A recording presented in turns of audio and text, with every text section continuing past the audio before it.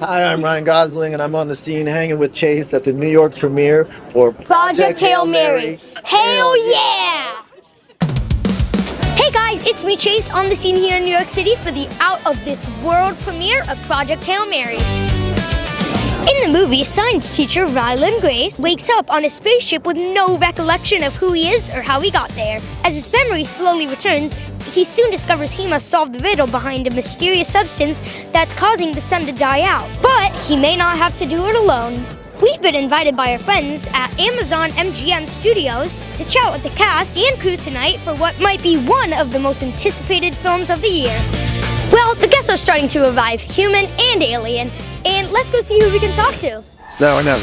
Tonight's the night, just look around. Lincoln Center's where it's going down. Yeah, spaceships and celebrities are here. Oh, it's Project Hail Mary's New York premiere. Project Hail Mary, hail yeah! Project Hail Mary, so come with me if you're all set. And let's blast off now to the black carpet. Woo! In 2018, you played Neil Armstrong in the movie First Man. Yep. So, You've done your research? that's related to space, of course, because it's moon, science, Yep. space. And what is it like getting a quote-unquote refresh of space with doing another space film?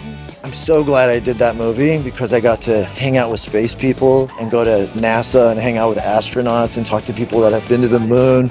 It was just like so mind-blowing. So it really like ignited a curiosity in me about space.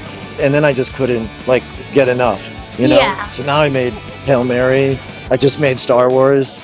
I'm just crazy about space now.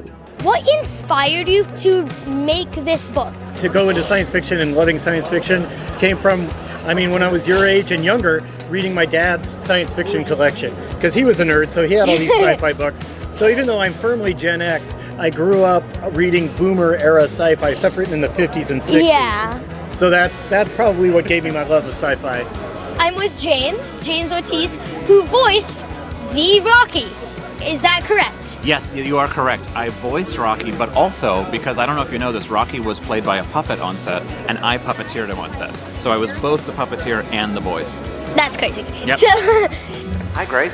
You're in a ball. So Rocky, no Diane, Grace atmosphere. I come up. Oh, you're coming up. Hi, my name is Phil Lord. I co-directed the film and co-produced it. I am Chris Miller, and I did the same thing as him. And I don't know why I'm talking like a robot, and but I don't am. know why I'm talking like an NPC. Oh, yeah. Right. Yes. Yes. Hello, NPC. It happens. I like your microphone a lot. Thank you. This is amazing. I just saw that. Yeah, and it glows up on the inside. What? You guys are crushing. So you guys have done a bunch of animated, like, kind of sci-fi, science fiction movies. Yep. So- a scientist right there. What is it like to now all of a sudden direct a live-action science fiction movie? It's kind of the same. It's true. Yep. You use all the same tools. We had a lot of crew members from our animated movies that worked on this movie and did storyboards and art for the film and helped edit it all the way through post. So it's It's the same, but slightly different. Yeah. When you had the voice of Rocky, Yeah. did you pre-record it or did you like just do it? I did it on set. So you won't believe this, but most of Rocky and Grace's relationship in the film is improvisation. So Ryan and I, at the beginning of the day, we'd talk about the scene, and then we'd go, you know what would be funny? What if we added this? What if we added this? What if we did this? And then during the take, we would try them all until Phil or Chris laughed, until Ryan laughed, until I laughed. And then we would hopefully make something that was really, really fun for people to watch. You wrote the book Hail Mary or Project Hail Mary, and you had like everything you wanted. But like when the movie actually came out, were there like any changes? So there's no way to adapt an entire book into a movie, or the movie would be like 35 hours long, right? Yeah. So things have to be dropped. But I agree with the things that they did drop. So I don't really have any complaints at all. In the movie Project Hail Mary, you played kind of two roles. You played, of course, Mr. Grace, but you were like one of the film producers. Yeah. So like what was the challenge of maybe going on stage, off stage, on stage, off stage? Like what was like a big problem with that? The problem with that is that like the actor version of me is like, if I want to go home, I can't because like I'm also like my own boss. And so that me, like the boss me goes like, you can't go home. Just keep working. So I'm like, oh, like it was kind of like you're stuck, you're doing like, you're kind of playing it against yourself. But it was super fun in the end because I got to, help put this team together and just like pick all these people that I love and think are talented and work with them and just like put like just the dream team together. Yeah. Thanks, guys. I love this interview. What is something you think Rocky, like people that love Rocky would fall in love with, except for his voice? Oh, like a quality of Rocky that is lovable? I think what I love about Rocky is that he is a combination of being very like full of wonder and so curious about the world and humanity, and also very impatient. He really wants the answer right now. He hates ambiguity, and he's fully going, gimme, I want. He's a little bit bossy, and my favorite part of playing him was that he was so bossy. Who is Grace talking to? Question. There's no way you can hear me right now. Can hear. Who are you talking to? Yes, Grace say you can hear this. I think the funny part is how repetitive he is. Like, amaze. Amaze. Yeah. And also, I love this shirt. Yeah, that's I exactly like. I like. Yeah. That's exactly right. Yeah. Amaze. So, what was any challenges of bringing the book to a movie? So one of the things that's really hard is this. One of the stars of this movie is a spider alien rock crab, right? Yeah. And he doesn't have a face, right? So he doesn't have the normal ways you could communicate. He doesn't speak our language. So we had to figure out how to write that and then make that in a way that the audiences would enjoy. Just seeing Ryan Gosling and Rocky come together, right, and form a bond of friendship is the thing that works the best on the movie, and I'm really happy with. Chase, so what you got for me? So, this movie is about like scientific, crazy stuff. Yes. So, could this actually happen in real life? So the author is scientifically literate. So he's thought deeply about this. It's an organism, doesn't exist on Earth, somewhere else in space.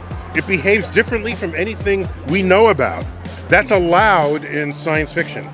You're allowed to take what we know and then go beyond that and come up with something that's different. Yeah. So he's got a life form that takes the energy of the sun, turns it into mass. It gets rid of sunlight. That's bad for Earth. So if you take away the sunlight, the extinction continues across the tree of life. What is one message that people should take away from this movie when they watch it? Okay, so Project Hail Mary is a movie about empathy and compassion saving the universe, right? It is a movie about Ryan Gosling and Rocky, an alien and a human coming together, seeing the world from each other's points of view, and finding common ground. That is what I want people to take away from this movie. Look through the eyes of other people and find common ground. Last question. Yes. So if there ever is, because I know for like other movies, there's like maybe a funny character, a big character, and they make like a separate series for it. Yeah. Like maybe just short films, maybe like episodes. Here's my question for you. What would you like to see Rocky doing? Let's say he comes to Earth. What's the first thing you want him to do? It sounds weird, but like if people have any questions or want him to do anything. Yeah, AMAs. Ask me anything with Rocky. Yeah, or like Q&A, question and answer. Great. I think Rocky would have a lot to say, and he would really hog the microphone. I think if he had a talk show, it would be a problem for everybody. I don't know if it would last very long, because I don't think Rocky knows exactly how to listen. Yeah. It is time go. I think you mean go time, pal. So thank you so much, and it's an honor meeting you, and You're awesome. you did amazing in the show. You did amazing. Yeah, you did. This is my favorite interview by far. Thank you so much. Thank you. This has been awesome. So thank you so much, Dr. Neil. Okay, you're welcome. And keep looking up. Yes, I will. Yes, okay. So thank you guys so much. This was an amazing interview, and I thought You did so a great too. job, and we did an okay job, but you did a great no, you guys did a great job. So thank you so much, and keep working on your books. Thanks, man. Well, guys, as Rocky would say, I had an amazing time here at the New York City world premiere of Project Hail Mary. And how fun it was to chat with all the cast and crew behind this incredible movie. If you enjoyed this video, drop a hell yeah in the comments, blast that thumbs up button, subscribe, and share with anyone you know who loves action, adventure, space movies, or Ryan Gosling. On the scene from the New York City world premiere of Project Hail Mary, I'm Chase. Thanks so much for watching, and we'll see you next time. Bye! That's not bad. I like. Project